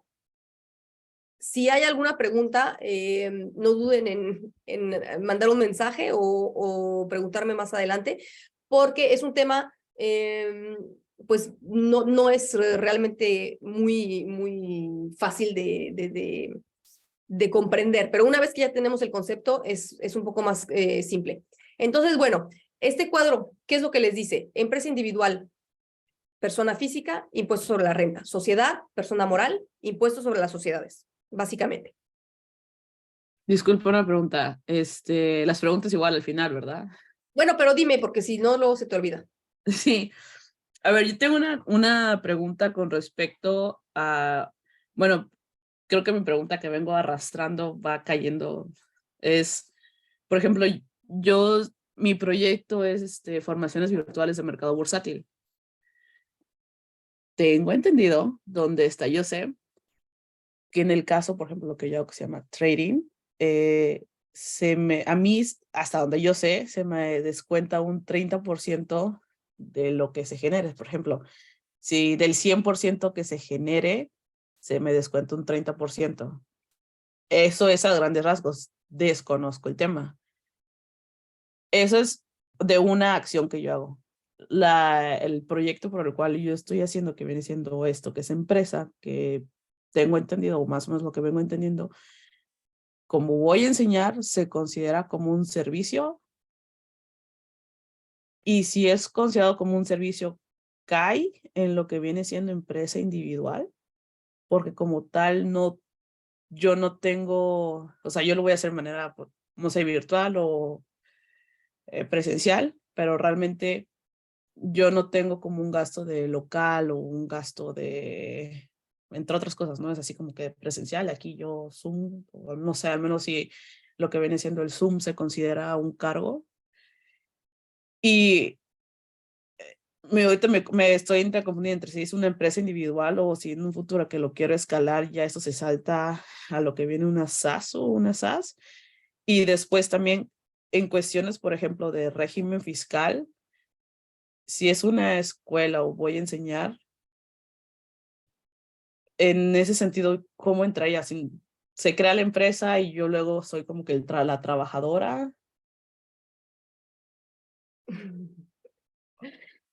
A ver, tu primera pregunta, el tipo de estructura que tú tengas, o sea, no va a estar supeditada a que tú seas servicio o no servicio. O sea, para empezar, ahorita tú tienes que definir cuál va a ser exactamente tu giro. Es decir, tú vas a tener, cuando hagas la inmatriculación de tu empresa, vas a tener que definir si vas a hacer una prestación de servicio, que es la formación, y la administración o, bueno, el consejo que tú tengas relativo a tu giro, te van a definir qué tipo de actividad tienes, que se llama un código NAF. Yo creo que muchos de ustedes conocen porque ya determinaron su código NAF. Si tú me dices que tu servicio va a ser simplemente el enseñar a distancia, yo así, nada más pienso que sí es un servicio de educativo. En ese caso, tú te puedes constituir como empresa individual, pero también como sociedad. Es decir, que el hecho de que tú seas servicio o que a lo mejor también vendes, ¿no? Porque a lo mejor tú das tus cursos, pero también vendes libros, ¿no? Hiciste un libro donde das tus consejos y también lo estás vendiendo. Entonces, en ese caso, tú vas a tener una actividad de servicio que también va a estar conjugada con una actividad comercial. Y en ese caso vas a tener una actividad mixta, pero la naturaleza de tu actividad no te va a dictar si tienes que estar a fuerza en una empresa individual o en una sociedad. ¿Me Ok, explico? sí. Y después, en cuanto al régimen fiscal, bueno, me estás hablando de un régimen que te daría un beneficio de 30%, pero no, o sea, ¿por qué? O sea, ¿cómo se llama el régimen o por qué, a qué título te dan ese beneficio? Yo pienso que me estás hablando de un régimen micro, del que vamos a hablar más adelante, pero a lo mejor es un régimen que es exclusivo del tipo de actividad que tú tienes, porque existe. Por ejemplo, como les decía, hay actividades que ejercen los agricultores que tienen un régimen fiscal completamente diferente y de una manera más benéfico, precisamente porque es un sector que sufre mucho. Entonces, en ese caso, el régimen fiscal es adaptado a la actividad de ellos, pero es muy marginal, o sea, es muy específico. También el régimen fiscal, por ejemplo, que se le aplica a personas que viven en territorios de ultramar, es muy particular. ¿Por qué? Porque está ligado a que viven en una isla, que todo es más caro, etcétera. Entonces, a lo mejor tú me estás hablando de un régimen muy particular que tiene que ver con actividades en el mercado bursátil o de enseñanza, pero yo pienso, bueno, no creo, porque tal vez yo lo conocería, pero me imagino que me estás hablando del régimen micro, que vamos a ver más adelante. Ok. Bueno, espero entonces. Gracias. No de qué. Bueno, entonces, continuamos. Y me quedé en que, ok, estábamos hablando de la transparencia fiscal y de la opacidad. Y vamos a pasar entonces, vamos a ver, perdón, se me fue la onda. Vamos a pasar entonces a este cuadro, donde vamos a ver un poquito más claro de qué manera va a funcionar la imposición de un emprendedor. Esto ya se los expliqué un poco, pero en este esquema lo vamos a ver de manera más clara. Si yo soy un empresario individual que me lanzo como persona física, es decir, que no creo una persona moral, yo voy a ser un empresario individual, persona física, que va a estar sujeto al impuesto sobre la renta, que va a venir a gravar el ingreso que yo percibí por concepto de la actividad de mi empresa. Pero como no existe persona física, pues el responsable soy yo. Es un poco obvio, ¿no? En cambio, si yo estoy ejerciendo o si yo me constituí por medio de una sociedad, estamos hablando de una personalidad moral. Y desde el momento en que existe una persona moral, bueno, pues es la persona moral que va a estar responsable, que va a ser responsable de pagar su impuesto. Y una persona moral va a pagar el impuesto sobre las sociedades. Y este impuesto sobre las sociedades va a venir a gravar el beneficio que percibió mi sociedad. Ya dijimos que mi sociedad es una persona aparte, ella hace su actividad, gana su beneficio y paga su impuesto. Pero también en una sociedad sabemos que existen personas físicas que están atrás de la sociedad, que mueven la sociedad. Y en ese caso, las personas físicas, ¿quiénes van a ser? Bueno, pues va a ser, para empezar, el dirigente de la sociedad, es decir, tal vez ustedes como fundadoras de su empresa en un principio, y el dirigente, pues es una persona física, y el dirigente va a estar sujeto al impuesto sobre la renta. ¿Sobre qué monto? Pues sobre el monto que la sociedad le pague por su trabajo en la sociedad. Es decir, que la persona moral pagó ya su impuesto por el beneficio y enseguida yo como dirigente voy a tener también una ganancia de lo que gana mi sociedad. Esa ganancia, si es bajo la forma de salarios, porque ya dijimos que en una sociedad SASU o SAS puede existir el régimen del salario. Entonces, si yo recibo salarios como dirigente, pues yo voy a pagar el impuesto sobre la renta sobre los salarios que me pague la sociedad. Y finalmente, en una sociedad también van a intervenir los socios, que no son los dirigentes, pero que son los socios con los que yo creé la sociedad o que se vinieron a adjuntar a mi sociedad sobre la marcha. Y en ese caso, los socios, pues son también personas físicas y que van a también estar sujetos al impuesto sobre la renta, sobre lo que la sociedad les pague de su beneficio. En general, los socios van a percibir dividendos y entonces esos socios van a pagar el impuesto sobre la renta de personas físicas sobre los dividendos que les pague la empresa. Entonces, esto es importante porque tenemos que comprender que una persona física siempre va a estar sujeta al impuesto sobre la renta y que una sociedad va a estar sujeta al impuesto sobre las sociedades, pero que en una sociedad como hay personas, pues esas personas también van a pagar a su vez un impuesto sobre la renta sobre lo que la sociedad les pague por su trabajo en la sociedad. Y bueno, una vez que ya vimos cuál es el tipo de impuesto que yo voy a pagar en función de si soy una persona física o si soy una persona moral, vamos a hacer una distinción sobre el régimen fiscal de las empresas individuales y enseguida el régimen fiscal de las sociedades. Y empezamos con las empresas individuales, perdón. Una empresa individual va a estar sujeta a un impuesto que va a depender del tipo de beneficio que genere. Me explico, y es un poco lo que estábamos comentando, Claudia. Si yo tengo una actividad comercial, industrial o artesanal, que en general engloba realmente todas las actividades de comercio, de renta de inmuebles de tipo comercial, de industria, fabricación industrial o artesanal, restaurantera, etcétera. Casi todas las actividades entran en este giro. Yo voy a estar produciendo un beneficio industrial y comercial, por sus siglas, un BIC. Entonces, si yo produzco este tipo de ingreso con mi empresa, yo voy a tener acceso a dos tipos de régimen fiscal, ya sea un régimen micro, que es el que te comentaba, Claudia, y que vamos a ver en detalle más adelante. Puedo estar sometido a un régimen micro o a un régimen real. La información que está en este cuadro, de verdad, no es importante que se lo aprendan de memoria, porque las cifras cambian cada año y porque la administración fiscal cada año fija las reglas de cómo van a funcionar todos estos regímenes. En general no cambia de manera muy importante, pero ya han cambiado los tipos de regímenes, las subdivisiones, los montos, la tasa, etc. Entonces, no es tan importante que sepamos cuáles son las cifras. Lo más importante en este punto es de saber que en función del tipo de ingreso que yo genere con mi empresa, voy a tener acceso a uno u otro de los regímenes fiscales, ya sea un régimen favorable o un régimen normal. Entonces, el primer tipo de beneficio que yo puedo generar es un beneficio industrial y comercial. Si yo tengo una actividad que no es artesanal, comercial, industrial, voy a tener una actividad que va a ser no comercial. En general son actividades que llevan a cabo profesiones reglamentadas como abogados, médicos, dentistas, contadores. Casi siempre es actividad de consejo, que no es comercial. Si yo tengo una actividad no comercial, voy a poder tener acceso a un régimen micro, BNC, que es beneficio no comercial, o a un régimen normal. Entonces, en ambos casos yo tengo acceso a un régimen micro o a un régimen normal. Las cifras que ustedes ven aquí son el monto máximo con el cual yo puedo beneficiar del régimen micro. Por ejemplo, si yo hago una actividad comercial, puedo optar por el régimen micro a condición de que no tenga un beneficio superior a 188.700 euros.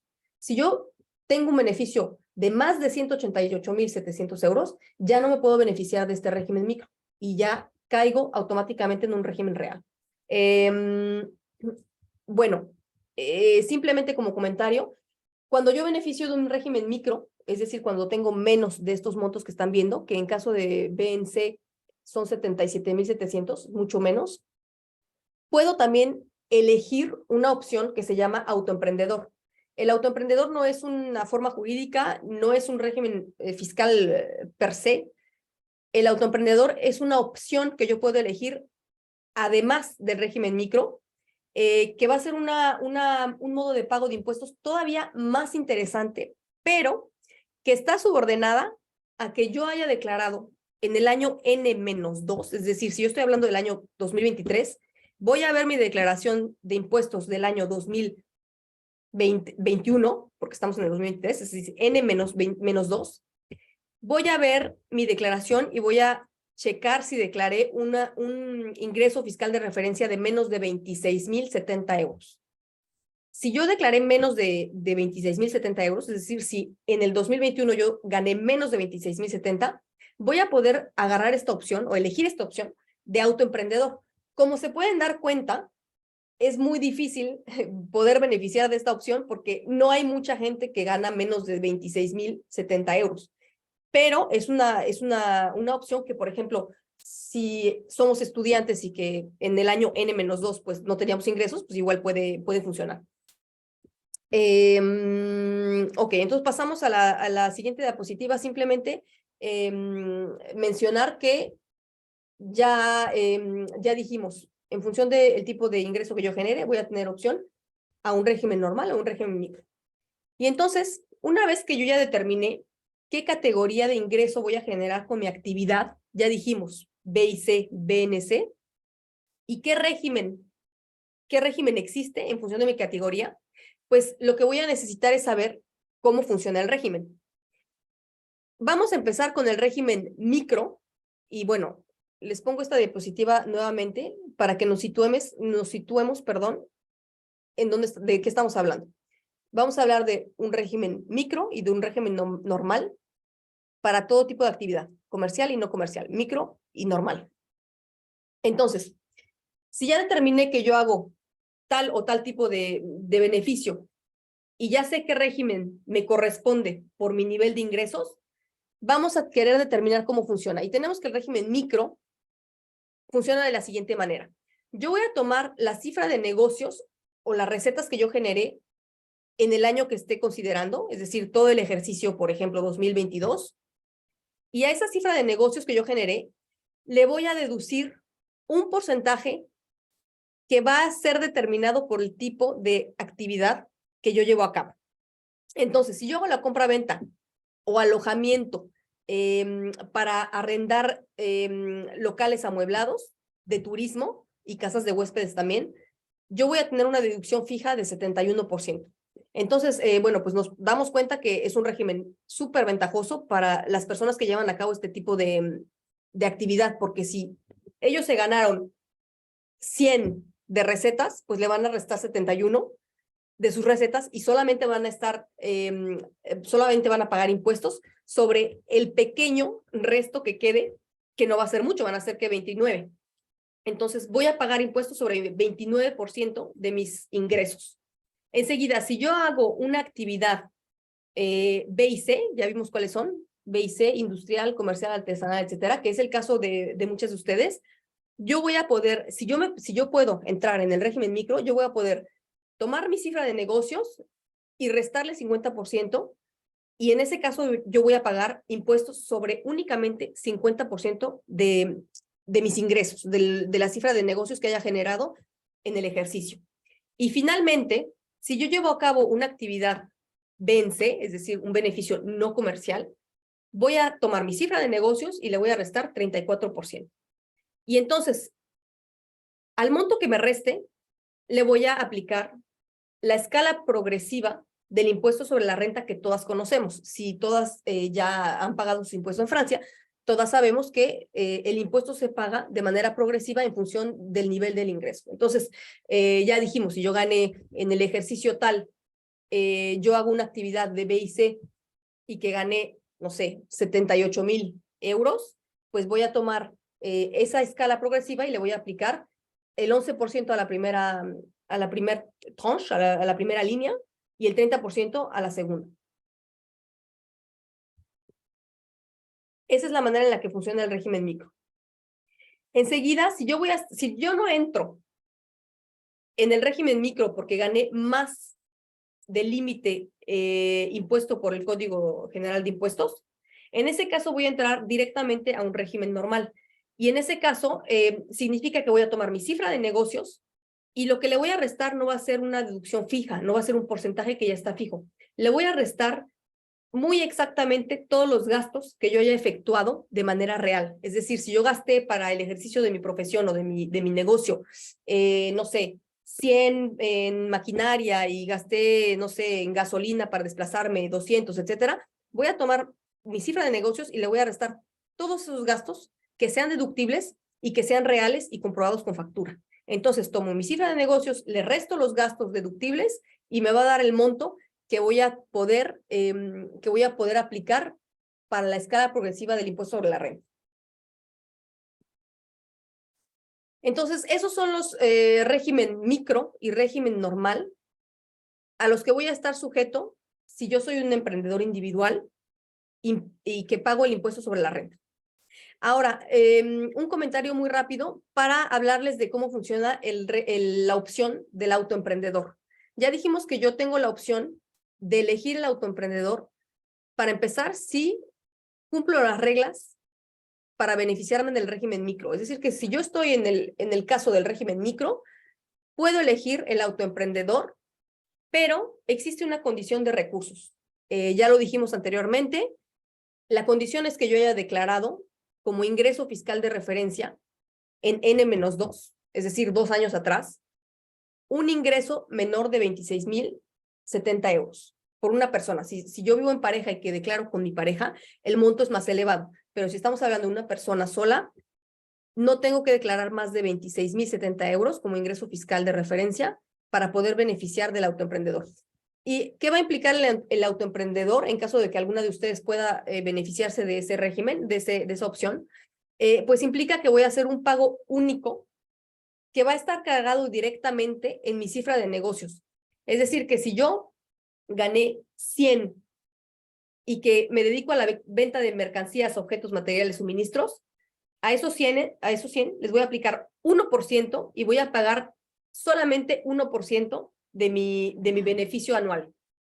Entonces, bueno, como pueden ver, es una opción muy ventajosa porque pagar 1% de impuestos, bueno, no pasa muy seguido. Pero bueno, una vez más, es muy difícil poder entrar en esta opción porque la condición son los 26,070 euros, ¿no? Si yo hago una actividad de prestación de servicios, mi impuesto va a ser de 1.7% y si yo llevo a cabo una actividad no comercial, el impuesto va a ser de 2.2%. Entonces, incluso con una actividad no comercial, el impuesto que se va a pagar va a ser realmente muy bajo, 2.2%, de 1 a 2.2%. Entonces, esta es la manera en la que funcionan los regímenes fiscales para personas físicas que se constituyen como emprendedor individual. Disculpa, tengo otra pregunta.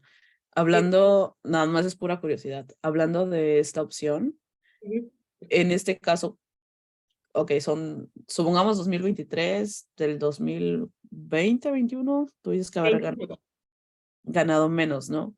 Y optas por esta opción hasta cuando el régimen fiscal francés te dice, bueno, pues ya, no sé, estamos en el 2025, tú ya no puedes seguir optando por esta opción. O Cada año van a ver tu beneficio de N-2. Es decir, que para tus ingresos de 2023, el fisco te va a pedir que demuestres que tu ingreso de N-2 fue de menos de 26.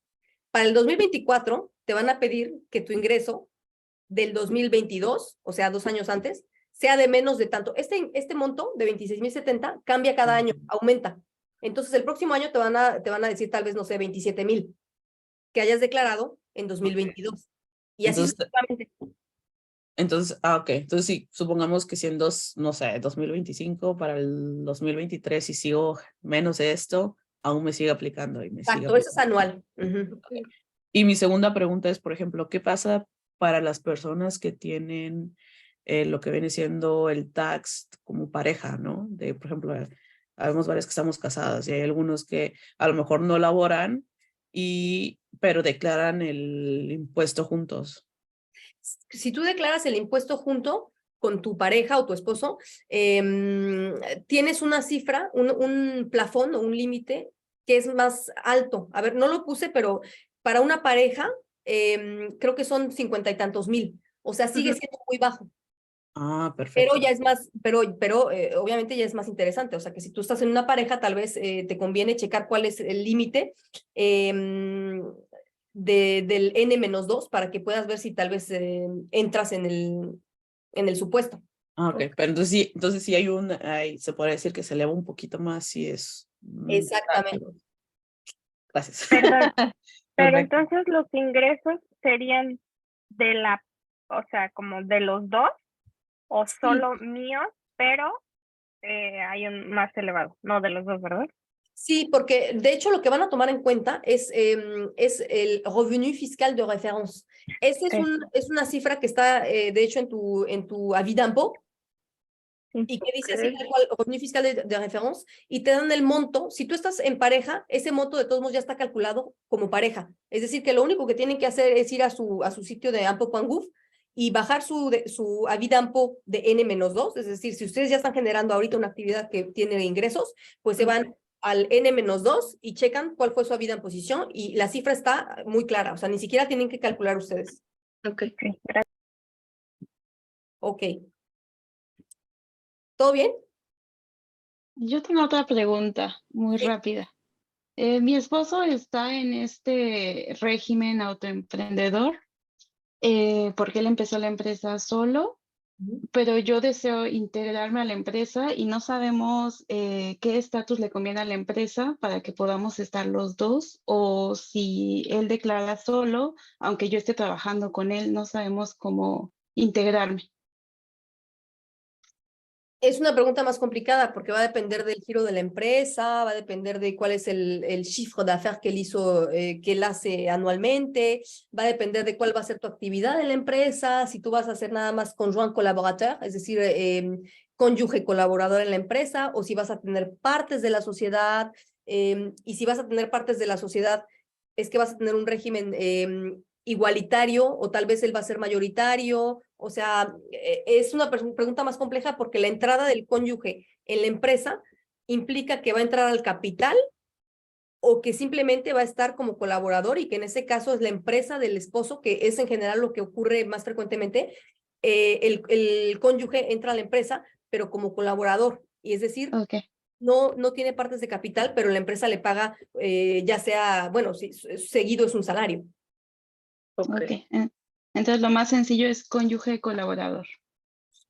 Bueno, lo más sencillo sí, pero también depende de lo que ustedes quieran, porque, por ejemplo, muchas personas van a preferir que el cónyuge entre al capital, porque en ese caso quiere decir que tú, como socio de la empresa, pues vas a tener también la gestión, ¿no? Vas a tener decisión sobre la vida de la empresa, y también te va a proteger, digamos, de manera patrimonial. Si tu esposo está ejerciendo una empresa, a lo mejor tú también vas a querer tener una parte de la empresa, no solamente vas a querer estar colaborando como, no sé, como la contabilidad, recursos humanos, etcétera, sino también vas a querer tener una parte del capital social para que si en algún momento existen problemas o que hubiera una separación, pues tú no te vayas con las manos vacías. Entonces también depende de la situación. Ok. También quisiera preguntar sobre ese tema. Sí. Yo tengo, bueno, mi esposo fue el que hizo la presentación de la empresa y todo, y es una SA, pero él es el que está como, pues como el dueño mayoritario y todo. Entonces, en la discusión que hemos tenido es que yo entre como socio también, porque me interesa, pues yo soy la que hace todo. Ahora sí que él nomás me hizo el paro. Este, pero a mí sí me inquieta un poco porque lo que escuchaba de la flexibilidad que él tuvo, porque yo no supe cómo él armó es que no sé cómo, sí, los estatutos, gracias, no sé nada de leyes. No sé cómo los armó, y a veces no desconfío de mi marido, pero a veces digo, es que yo no sé qué onda, no sé qué hiciste, y quiero saber cómo entro bien yo derecha, porque, ¿cómo se dice? ¿Qué tal que después la empresa cómo se dice, explota y tiene mucho éxito, y no me quiero pelear pues con él? Sí, pues no, digo, es perfectamente comprensible, y la cuestión tiene el mérito de existir, porque en realidad tú vas a estar, como dices tú, si tú haces todo, bueno, tienes también parte en la sociedad. Entonces lo que va a pasar y lo que tienes que hacer es consultar, obviamente, un especialista, que tiene que ser un abogado en derecho mercantil de preferencia, o un contador en su defecto, que te aconseje sobre tu entrada, porque la entrada de un socio al capital de una sociedad nunca es algo así al que puedas hacer tú como a la va-vite, como dicen aquí, ¿no? Así de rapidín, ahora le entras al capital y ya. Okay. Muchas veces se hace así, pero como tú dices, si la perspectiva de tu empresa es crecer rápidamente, tú puedes encontrarte con estatutos que a ti no te convengan para nada, y darte cuenta una vez que ya, o sea, que ya está en la máquina, o sea, que ya creció bastante. Entonces, mi consejo es que si esa es la perspectiva, es decir, una perspectiva de crecimiento y de a largo plazo, es decir, es una actividad seria, no estoy empezando a vender, no sé, cualquier cosa y voy a ver qué tal me va. No, esto ya es algo serio, y se va a hacer de manera. Si es eso, tu caso, tienes que consultar a un especialista, porque el día que tú entres al capital se va a tener que hacer, obviamente, ya sea una redacción de los estatutos, de manera que se redacte previendo la presencia de dos socios o más. Y eso no es algo que tú puedas hacer simplemente mucha gente lo hace, de hacer una asamblea general, redactar el proceso verbal y decir, bueno, ahí está, ya entró y tiene 20% del capital. Se puede hacer así, pero lo ideal es que lo hagas con un experto, que te diga, que te explique cómo funciona, que te explique cuáles van a ser tus obligaciones, cuál va a ser tu, o sea, en caso de que la sociedad se liquide, en caso de que haya deudas, en caso de que haya acreedores, etcétera, o sea, todas las situaciones y que te los expliquen de manera bien. Solo una última pregunta rápida. ¿No sería también una opción como, bueno, no sé si eso es posible, eliminar ¿cómo se dice? O desaparecer ya esta empresa que él creó y yo tener la mía propia? ¿No sería también otra opción o...? Depende de, bueno, o sea, sí es una opción, obviamente, sí, eso se puede hacer, pero hay una cuestión fiscal. Si la empresa que está constituida a nombre de tu marido ya tiene un patrimonio, es decir, que no sé, compraron un coche, compraron un local, si la empresa ya tiene un patrimonio, la cuestión que se va a presentar es cuando tú liquides la empresa que ya existe, vas a tener consecuencias fiscales por la liquidación y se van a tener que pagar impuestos sobre la transmisión de su empresa a una nueva empresa que va a ser la tuya. Ok, Si no ok, hay un patrimonio ni nada, pues sí, la radias, o sea, tú haces la radiación y tú constituyes la tuya. ok. Muchas gracias. ¿No? ¿De qué? Entonces, retomamos lo que estábamos diciendo, terminamos de ver el régimen fiscal de las empresas individuales y vamos a pasar al impuesto de las sociedades. Es mucho más simple así que bueno, yo sé que este régimen de acá está bastante enredado y complejo, pero finalmente, bueno, el de las sociedades es mucho más simple. El impuesto sobre las sociedades, ya dijimos que va a ser un impuesto que va a gravar no el beneficio del emprendedor, sino el beneficio de la sociedad como persona moral distinta.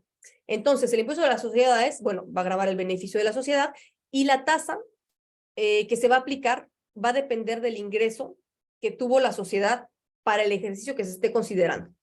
Bueno, cabe mencionar que la tasa de impuestos sobre las sociedades ha ido disminuyendo desde el 2017. En el 2017 era de 28% y bueno, la iniciativa del presidente es ayudar a las empresas a que tengan una fiscalidad más ligera y el día de hoy la tasa máxima es de 25%. Y existe una tasa preferencial o una tasa digamos, favorable, que es de 15% para los primeros 42.500 euros de beneficio de la empresa. A partir de 42.000 euros, pues ya se aplica la tasa normal. Y si se trata de una empresa que genera más de 10 millones de euros de beneficio, bueno, pues no tiene acceso a la tasa de 15%. También cabe mencionar que las empresas que realicen una cifra de negocios o un beneficio mayor a 7.63 millones están sujetas a otro impuesto, que es el impuesto de 3.3% sobre, o sea, sobre su beneficio y que corresponde a la contribución social de las empresas. Ese es el nombre del impuesto y es un impuesto complementario aparte del impuesto a las sociedades. Bueno, eso es un beneficio ya muy alto, entonces tal vez no concierna a todas ustedes. Entonces, bueno, muy simple, el impuesto de las sociedades se aplica a una tasa que nada más existen dos en función del beneficio el que haya percibido. ¿Sí? Disculpa otra vez, perdón que te interrumpa. Sí. Esa es una pregunta relacionada a la diapositiva anterior. Es una pregunta, no, la que estabas, esa, es una pregunta muy vaga. ¿Qué pasa, por ejemplo, en Reino Unido, si una empresa genera más del 1.000.000 de libras esterlinas, los impuestos se reducen casi, no al 0%, pero entra en un bracket muy como se reduce el tax, ¿no? O sea, obviamente entre más ganas aumenta tu porcentaje, pero llega un límite y de ahí te bajan el porcentaje supongo que por entre trabajadores, deducciones, o sea, como que hay, vamos a llamarle como que paréntesis del paréntesis del paréntesis donde vas reduciendo el tax, el impuesto.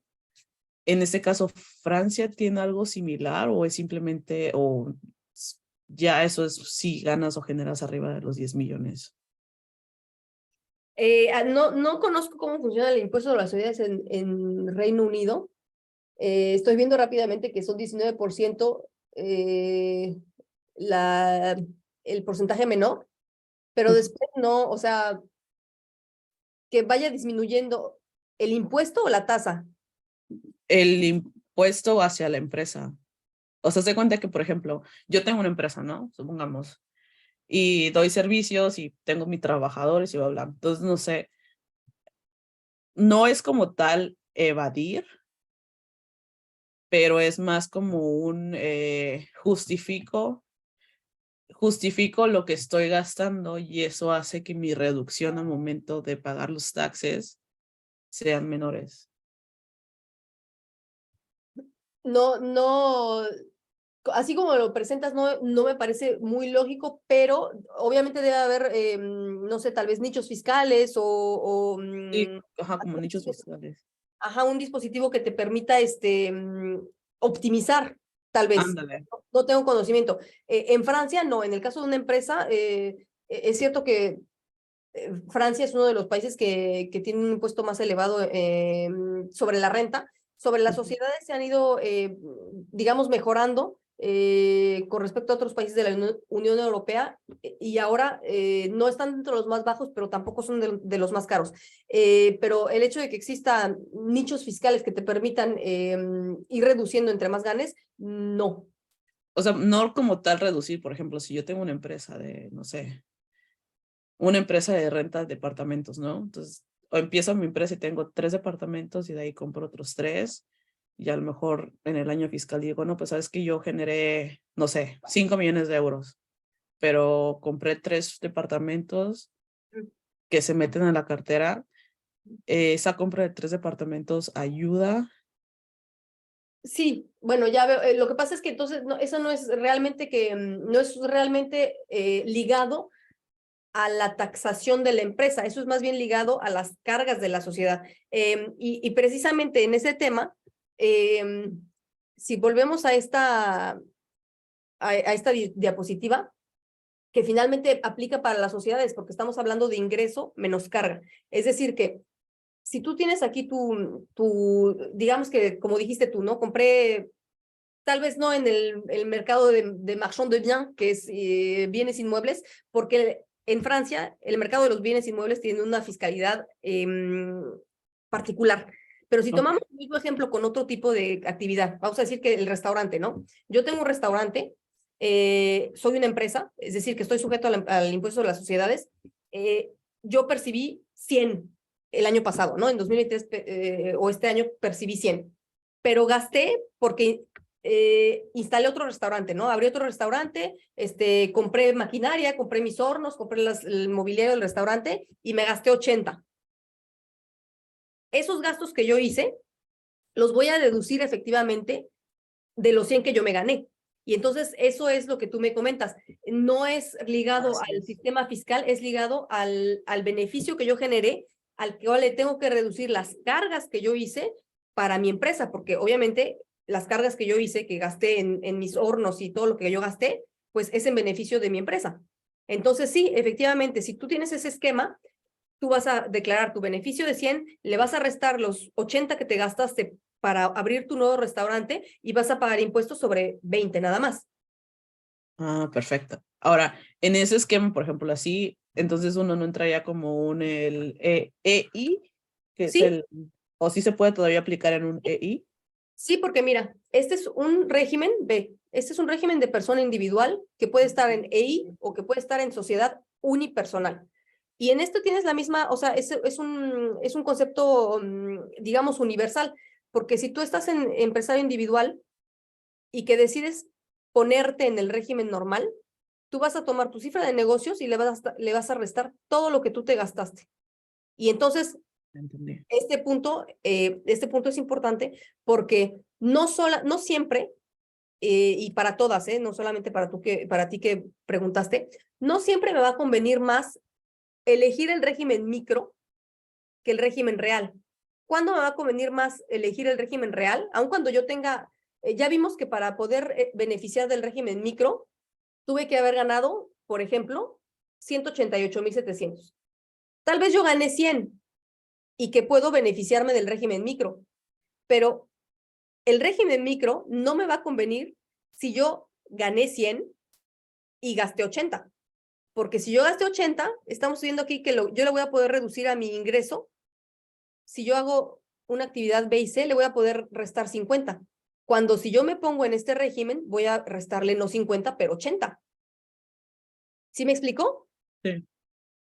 Entonces, esta es una opción que tienen todas las emprendedoras y que es una opción muy interesante cuando yo me lanzo en mi actividad, porque en general cuando uno se lanza, hace inversión, que voy a comprar mi computadora, que voy a comprarme, no sé, un vehículo utilitario, todo eso es en inicio de actividad. Y si yo inicio mi actividad, tal vez tengo un beneficio que me permita beneficiarme de este régimen que es ventajoso, pero no siempre va a ser tan ventajoso como el régimen real si yo gasté mucho más de la deducción que la deducción fija. Entonces, una vez más, si en lugar de gastar 50, en realidad gasté 80, pues me conviene más ponerme en un régimen normal y en ese caso yo voy a elegir que se me aplique el régimen normal porque a mi cifra de negocios le voy a restar 80. Ya te entendí, ok. La última ya, perdón, por ejemplo, supongamos que en este año todas iniciamos en el Autopreneur, ¿no? Que juntamos, o sea, pues no sé, supongamos que la situación de la mayoría es, estamos casadas, el PAS, lo que sea, y estamos haciendo el impuesto juntos y se gana menos de, no sé, vamos a ponerle 50,000. Y iniciamos en el Autopreneur, ¿no? Que es el mínimo porcentaje. Y ya no sé, segundo, tercer año ya esto arrancó, ya va bien y ya vamos ganando bien. Se hace obviamente el cambio y uno tiene chance de decidir entre el real, que fue el que nos explicabas, o el micro. Se puede hacer ese como de... Sí. Ah, ok. Ya. Y tú lo puedes hacer. Cada año tú puedes cambiar de régimen. O sea, no puedes cambiar cada año de impuesto sobre las sociedades versus impuesto sobre la renta. Eso no. Pero lo que sí puedes cambiar es elegir un régimen micro, porque a lo mejor sabes que tus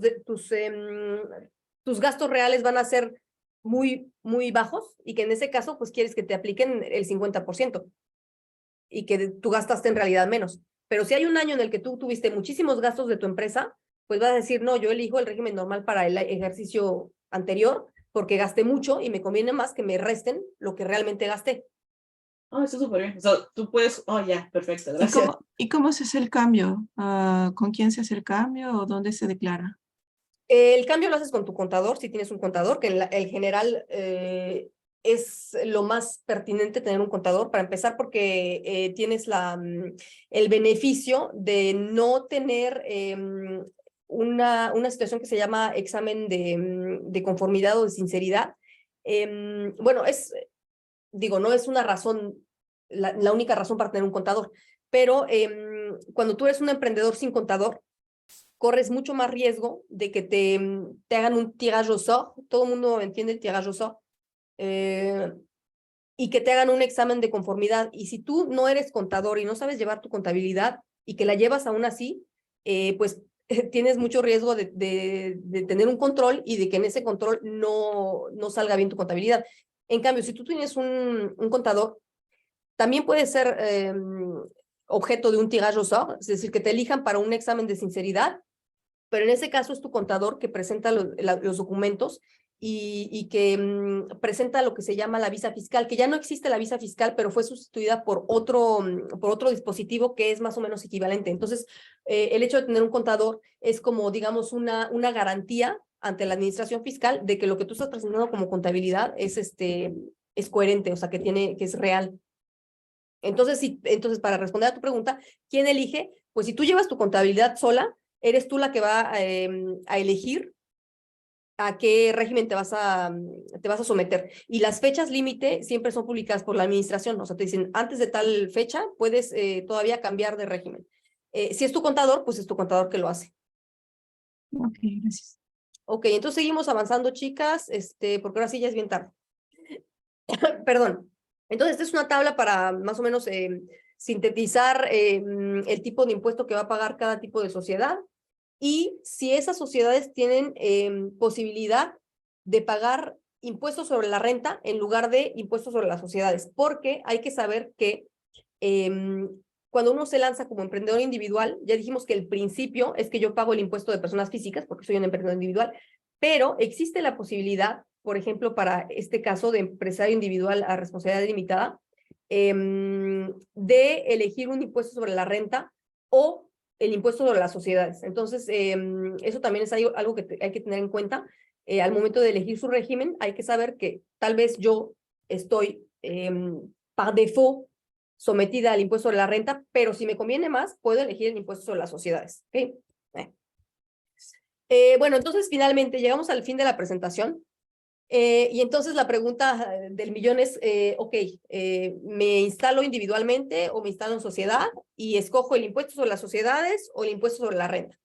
Y bueno, si ustedes siguieron con atención la presentación, podrán sola responder que va a depender del tipo de proyecto de cada quien, que va a depender de la situación personal del emprendedor y también va a depender, bueno, pues el impuesto al que yo me quiera someter, pues va a depender de mis proyectos, ¿no? Porque si hacemos una comparación rápidamente de la escala progresiva del impuesto sobre la renta y de la escala progresiva del impuesto sobre las sociedades, vamos a tener a primera vista que tal vez el impuesto sobre las sociedades es más interesante, ¿no? Porque yo puedo ganar hasta 500,000 euros y voy a pagar 25%. En cambio, si yo gané 500,000 euros, si estoy sometida al impuesto de la renta, pues ya estoy en 45, ¿no?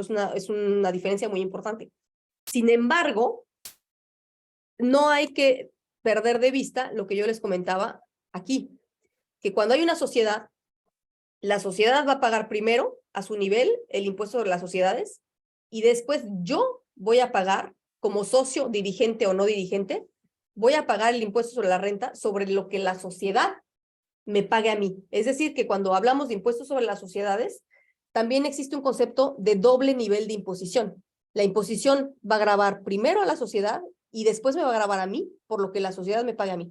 Entonces, entonces si yo estoy en esta comparación, pues vemos que es falsa porque mi sociedad va a pagar esto, pero después a mí me va a tocar pagar el impuesto sobre las sociedades de lo que mi sociedad me pague a mí. Entonces, pues en realidad no existe una respuesta predefinida, ¿no? Que convenga a todos los proyectos. Lo que es importante es realmente definir todas las características y lo que ustedes quieren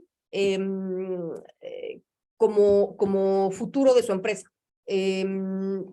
Ya dijimos, si es una empresa que va a desarrollarse potencialmente de manera exponencial, si es una empresa muy pequeñita, que yo nada más quiero tener, no sé, en mi tiempo libre, etcétera. Entonces, todo eso entra en consideración, pero no se puede dar una respuesta, digamos, general. Y eso es todo, chicas. Muchas gracias por su atención. No sé si hay más preguntas, pero creo que, bueno, si hay una, podemos ver rápidamente. Georgina tiene una pregunta, tiene la mano levantada. Sí, gracias. A lo mejor pregunta medio boba, pero así como se puede cambiar de régimen, ¿se puede avanzar de unipersonal a varias personas? O sea, pasar de persona física a pasar persona moral. Sí, no es pregunta tonta y de hecho, hasta el 2022 les comentaba que hubo un cambio en el tipo de empresas individuales y uno de los cambios, aparte del que les mencioné, fue el hecho de que el gobierno hizo más fácil el hecho de pasar de una empresa individual a una sociedad o de una sociedad unipersonal para hacer ingresar a más socios. Es decir, que sí, definitivamente, si tú te constituyes como empresario individual y que después te quieres constituir en su sociedad, administrativamente ya es mucho más fácil que lo que era antes. Ok. Gracias. No hay de qué. ¿Alguien más? Yo, disculpa con tantas preguntas. A ver, entonces, siguiendo a la pregunta que hizo Georgina de que si abres una empresa individual, ¿no? Y ya después te quieres mover a una sociedad, ¿toda esa transición se hace con un contador o en este caso con ustedes, con un abogado?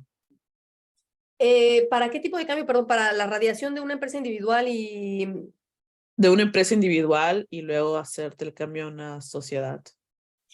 Bueno, pues tú lo puedes hacer con un experto en sociedades mercantiles. En general, un experto en sociedades mercantiles va a ser un abogado, porque el contador, pues es contador. pero a veces los contadores se lanzan en ese tipo de creación de sociedad, ¿no? Entonces, igual tu contador te va a decir, bueno, yo te lo puedo hacer, pero lo ideal, y sobre todo, como les comentaba, si el peso de su proyecto es bastante, o sea, si hay un potencial, si es un proyecto realmente serio, pues conviene que lo haga un experto, ¿no? Es decir, un abogado en sociedades mercantiles, que va a ser el que va a estar capacitado para redactarte los estatutos, para saber cuáles son las implicaciones de que tú estés casada, bajo qué régimen, quién va a tener la dirección de la sociedad, todas las cuestiones que conciernen la vida de la sociedad, pues es mejor que lo redacte un abogado en sociedades mercantiles.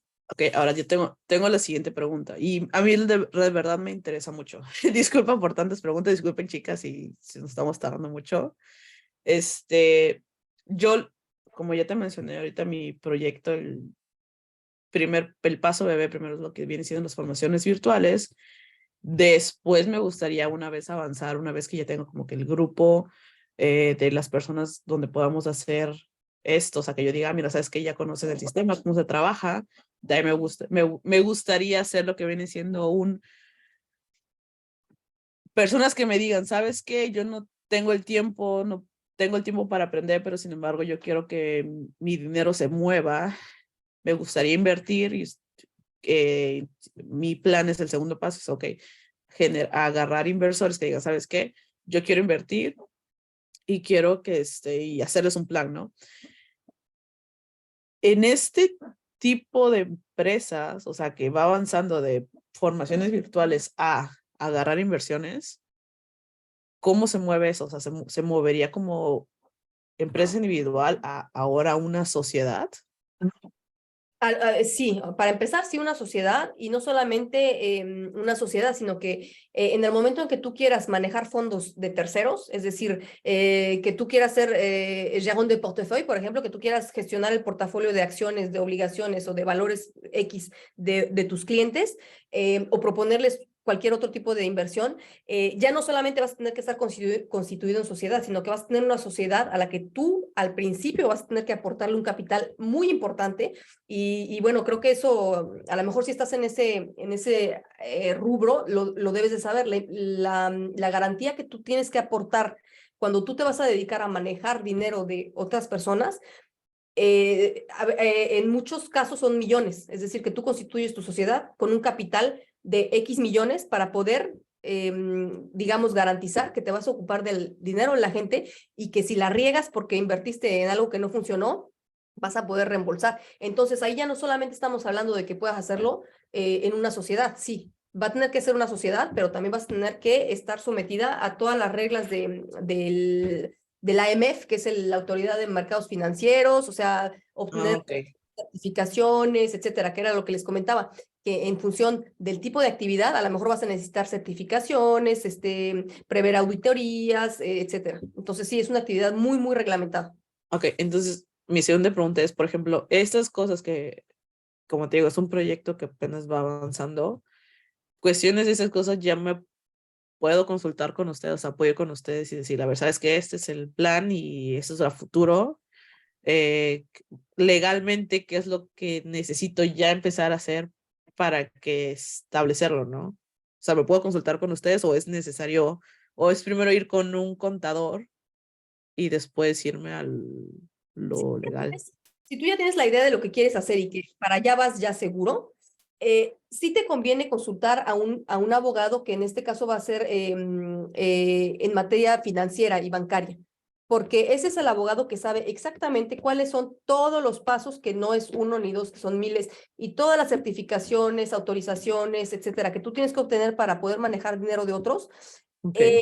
Si tú ya sabes que eso lo quieres hacer, igual te conviene verlos desde ahora, porque tal vez ellos son los que te van a poder ayudar a constituir tu empresa, que al principio va a ser una empresa, digamos, un poco más, no sé, más pequeña, que vas a hacer las formaciones, pero que después esa empresa te va a servir como cascarón o como base para lanzarte con la otra actividad. Entonces, un abogado especializado en mercados bursátiles, todo lo que tiene que ver con constitución de instituciones financieras, va a ser más pertinente en tu caso porque él te va a prever esa expansión en el sentido en que tú vas. En cambio, si tú vas a ver a un contador, igual él te va a hacer una estructura que convenga a tu actividad inicial de dar formación, pero que a lo mejor ya no va a convenir para esa actividad mucho más, de más impacto que tienes a futuro.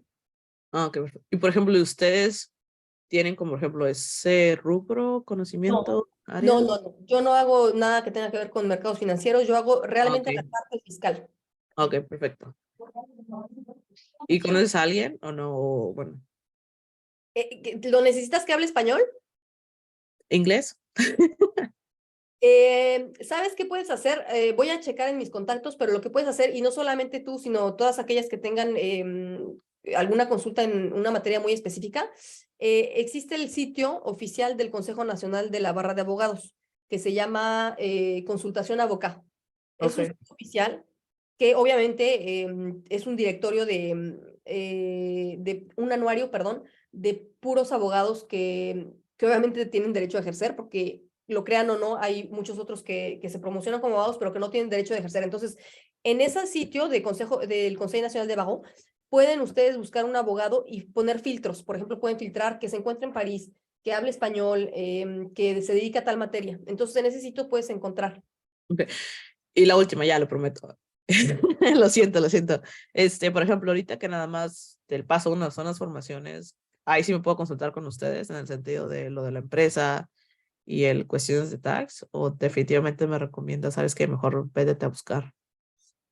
Yo pienso que si tú ya sabes que eso es lo que vas a hacer, de una vez veas a alguien que te pueda guiar en la misma dirección desde el principio al final. Porque si tú por ejemplo, si tú consultas a un abogado, yo hago derecho fiscal, ¿no? Pero, por ejemplo, si tú consultas a un abogado en derecho mercantil general, él te va a poder constituir una empresa, pero tal vez él no sabe que, no sé, que existe tal o tal reglamentación que vas a tener tú que cumplir a la hora de lanzarte con la otra actividad, y que a lo mejor vas a tener que cambiar alguna de las cláusulas de tus estatutos, cosa que igual no tenías que hacer si tú hubieras ido desde el principio con el experto que ya. En cambio, si aún no sabes si sí te lanzas o no a esa actividad, porque es muy complicada, porque necesita mucha inversión, etcétera, pues igual puedes ir con cualquier abogado en derecho mercantil para que te haga la constitución de tu empresa, de las formaciones, y ya después pues tú te adaptas. Si surge lo del proyecto que tienes después, pues ya la adaptas, y si no, pues no. Ok, perfecto. Muchísimas gracias. No, ¿de qué, chicas? ¿Otra cosa? ¿Alguna otra pregunta? Yo. Antes de que pares. Sí, yo tengo una duda porque yo empiezo como empresa individual porque era lo más fácil. Yo soy artesana, pero para la evolución de mi empresa probablemente y muy probablemente necesite alguien que invierta, pero no quisiera forzosamente un socio, sino como un business angel o hacerle de fondo. Y no sé si estoy forzada a cambiar a un estatus donde tenga que tener un socio, o si los que van a invertir van a convertirse en socios. No sé qué estatus pueda hacer para que pueda comenzar a pedir inversión en mi negocio, por ejemplo, en el ampliamiento de mi local o de mi laboratorio. Eso realmente va a depender de la persona que te haga el financiamiento. Si tú vas a hacer, un business, o si vas a ser llamado a un business angel, es muy probable que te pidan entrar al capital. Entonces, en ese caso, pues obviamente no vas a poder seguir operando como emprendedor individual, unipersonal, sino que vas a tener que hacer una sociedad para que tu socio pueda entrar. Si tú vas a pedir un financiamiento a un banco, pues el banco igual no le va a importar que seas emprendedor individual o sociedad. Sin embargo, igual al banco lo que le va a interesar es que como no tienes una sociedad, pues no tienes capital, y igual no tienes con qué garantizar tampoco el préstamo. Entonces va a ser la cuestión de la garantía que tal vez se va a poner pues en alto con un banco. Entonces realmente es más bien ver con el inversor que tú vayas a encontrar cuáles son sus condiciones de inversión, ¿no? Ok, entonces estudiar mejor el tipo de inversiones que podría obtener. Exacto, sí. Ok, gracias. No, de que, bueno, chicas, ahora sí ya me tengo que ir. Si no hay más dudas, y de todos modos, si tienen algunas dudas, yo creo que Ivette les dejó mi contacto, entonces, bueno, yo quedo disponible. Muchísimas gracias. Muchísimas gracias. Gracias. Muchas Bueno, gracias. se va a grabar, se está grabado, entonces lo van a tener disponible pronto.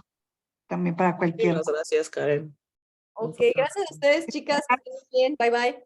Hasta luego. Gracias. Hasta Bye. luego. Bye. Tengan buenas noches.